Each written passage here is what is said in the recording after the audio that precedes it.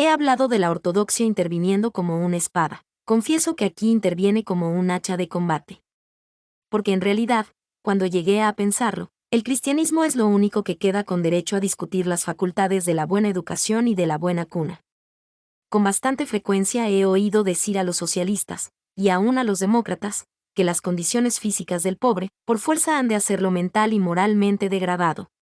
He oído hombres científicos, que todavía hay científicos no opositores de la democracia, diciendo que si proporcionáramos a los pobres condiciones de vida más salubres, el vicio y el mal desaparecerían de entre ellos.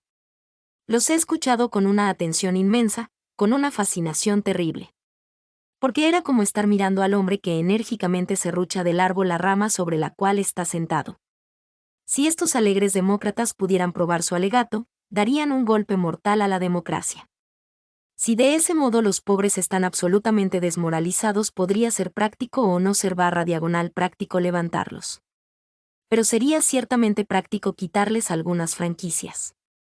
Si el hombre que tiene un mal dormitorio no puede dar un buen voto, la deducción más rápida y primera es que no debe votar. La clase gobernante, no sin razón, puede decir, nos tomará algún tiempo reformar su habitación. Pero si ese hombre es el bruto que usted dice, podría arruinar nuestro país en muy poco tiempo. Por lo tanto, seguiremos su indicación y no le daremos la oportunidad de hacerlo.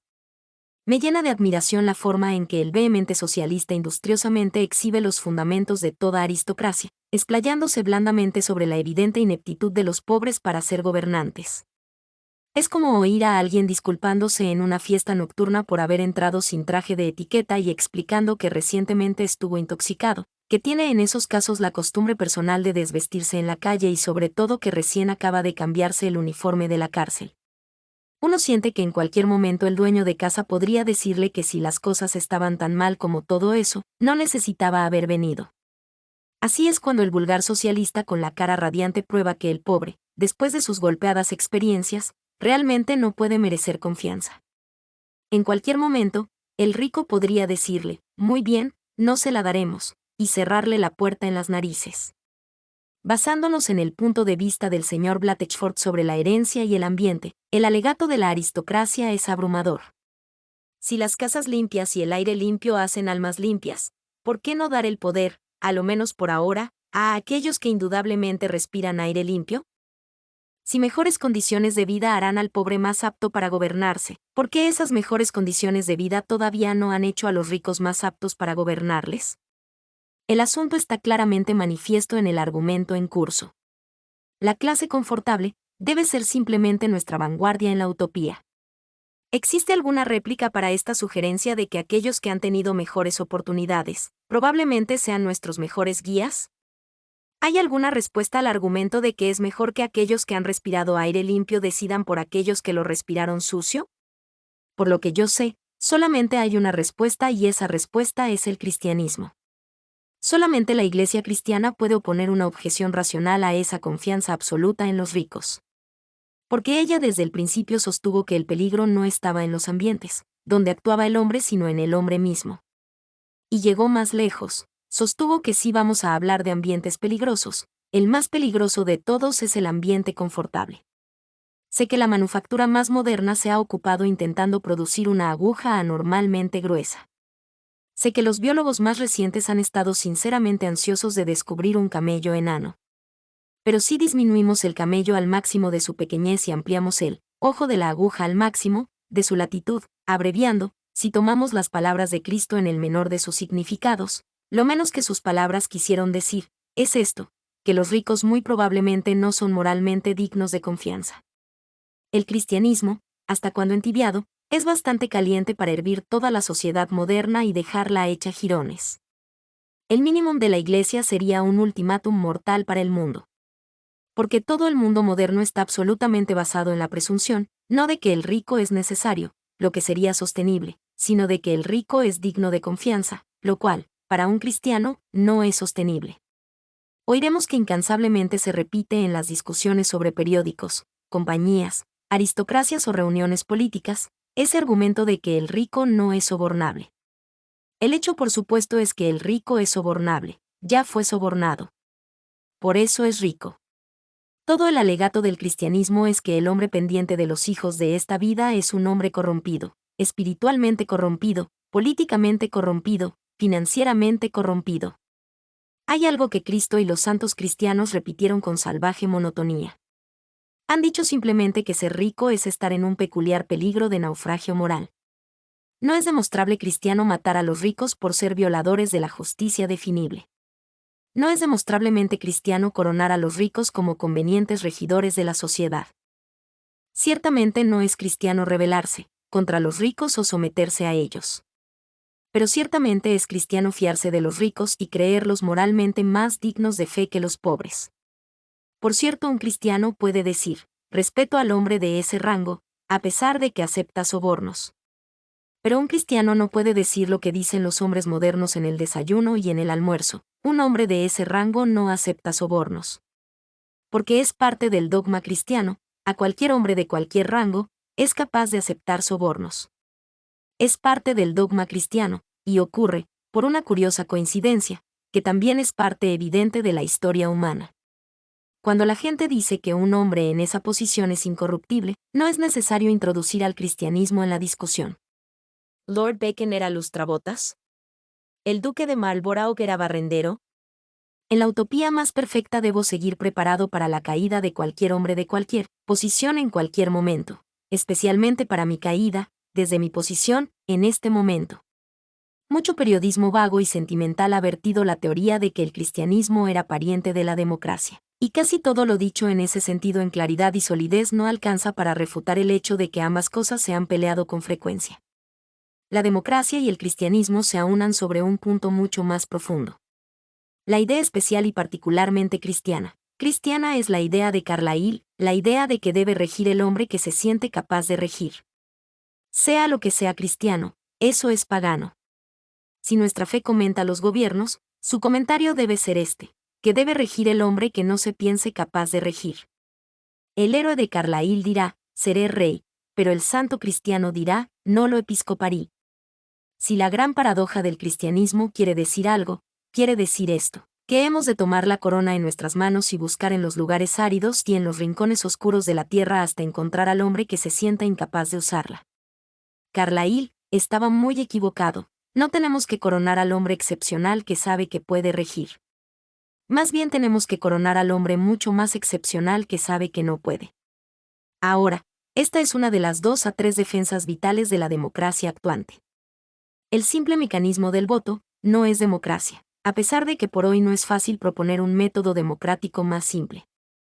Pero aún el mecanismo de la votación, en su sentido práctico, es profundamente cristiano, es un intento de obtener la opinión de aquellos hombres demasiado modestos para ofrecerla. Es una aventura mística, es confiar especialmente en aquellos que no confían en sí. Este enigma es estrictamente peculiar a la cristiandad.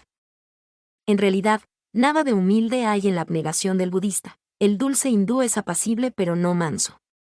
Pero hay algo psicológicamente cristiano en la idea de buscar la opinión de los oscuros, en vez de seguir la conducta obvia de aceptar la opinión de los eminentes. Podría parecer curioso que diga que procurar votos es cristiano. Pero la idea primaria de la procuración de votos es cristiana. Es estimular a los humildes, es decir, al hombre modesto, amigo, sube más alto. Y si existe algún leve defecto en la procuración de votos, es decir, en su perfecta y cabal misericordia, posiblemente sea porque la procuración no se cuida de estimular también al procurador. La aristocracia no es una institución, la aristocracia es un pecado, generalmente venial. Es simplemente un desvío o un desliz de los hombres hacia la pomposidad y el aprecio de lo poderoso, lo cual es la parte más obvia y fácil de las relaciones del mundo. Una de las 1000 réplicas a la fugaz perversión de la fuerza moderna es que las más rápidas y audaces empresas son también las más frágiles y llenas de sensibilidad. Lo más veloz es lo más suave. Un pájaro es activo porque es suave. Una piedra es inválida porque una piedra es dura.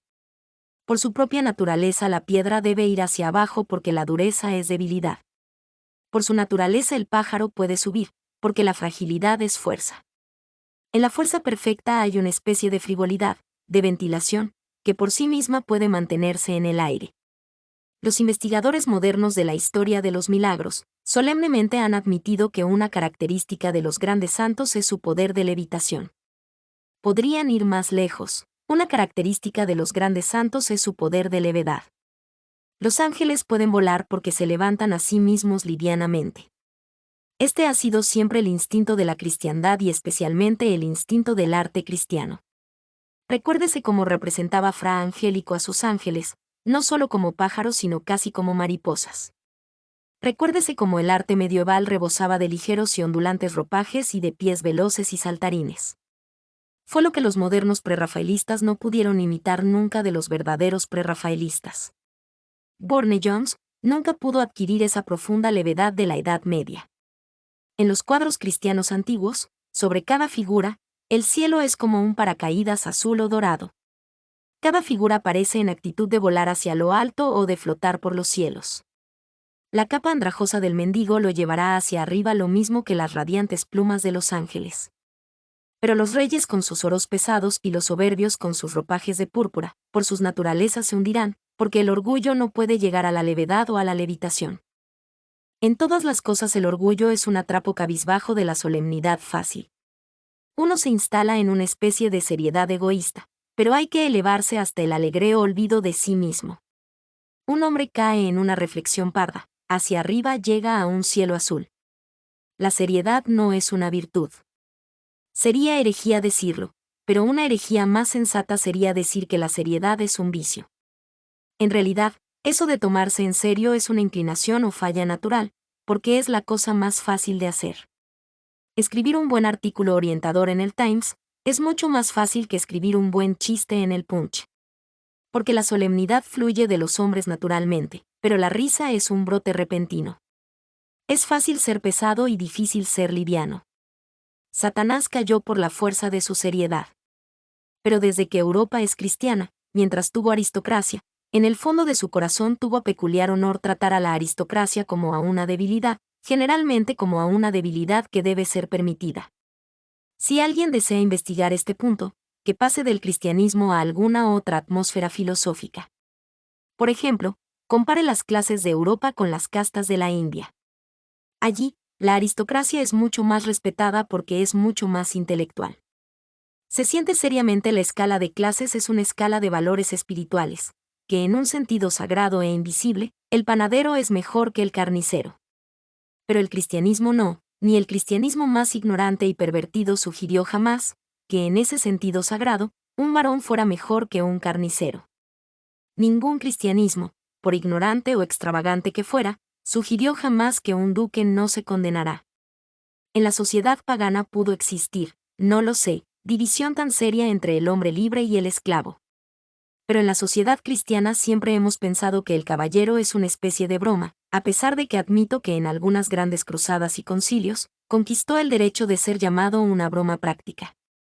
Pero realmente en Europa, y en las raíces de nuestras almas, jamás hemos tomado en serio a la aristocracia. Solamente un ocasional aliado no europeo, como el Dr. Oscar Lavey, el único nietzschista inteligente, puede arreglarse para tomar la aristocracia seriamente, aunque sea por un momento. Tal vez sea una inclinación patriota, que no lo creo, pero me parece que la aristocracia inglesa es no solamente el tipo sino la corona y la flor de todas las aristocracias actuales. Posee todas las virtudes de la oligarquía y todos sus defectos. Es casual, es buena, es valiente en los asuntos obvios, pero tiene un mérito que sobrepasa a aquellos. El grande y evidente mérito de la aristocracia inglesa es que no hay posibilidad de que nadie la tome seriamente. Abreviando, he deletreado pausadamente, como siempre.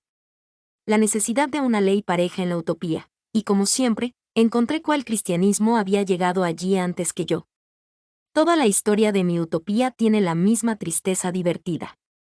Siempre me precipitaba de mi arquitectura reflexiva con los planos de una nueva torrecilla solamente para encontrarla allí, a la luz del sol, resplandeciente y vieja de 1000 años. En el antiguo y parcialmente en el nuevo sentido, en mi Dios respondió a la plegaria líbranos de nuestros hechos. Sin vanidad, realmente pienso que hubo un momento en que pude inventar el voto del matrimonio, institución, como obra de mi propia cabeza, pero descubrí con asombro que ya se había inventado. En vista de que sería largo mostrar hecho por hecho y palmo por palmo, como vi que mi propia concepción de la utopía solamente se realizaba en la Nueva Jerusalén, tomaré este caso de la materia del matrimonio como indicador del manejo convergente, podría decir del convergente fracaso de todo lo demás.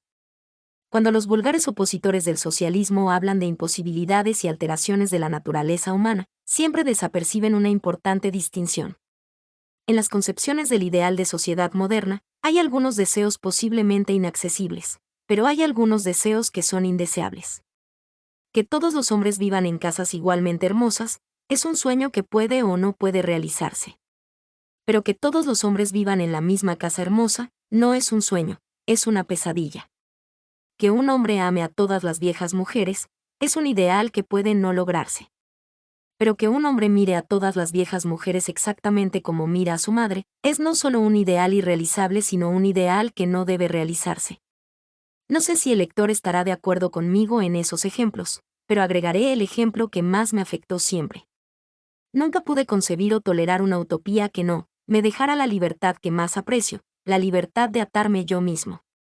La anarquía completa no solo haría imposible tener disciplina y fidelidad alguna, también haría imposible tener ninguna diversión. Para tomar un ejemplo evidente, no valdría la pena hacer apuestas si una apuesta no atara. La disolución de todos los contratos no solo arruinaría la moralidad sino que estropearía los deportes. Las apuestas y juegos de esa clase son simplemente la traza desarrollada y adaptada del instinto original del hombre por la aventura y el romanticismo, instinto del cual mucho se ha dicho en estas páginas. Y los peligros, las recompensas, los castigos y demás accesorios de una aventura, deben ser reales, o la aventura es solo una pesadilla tramoyada y sin corazón.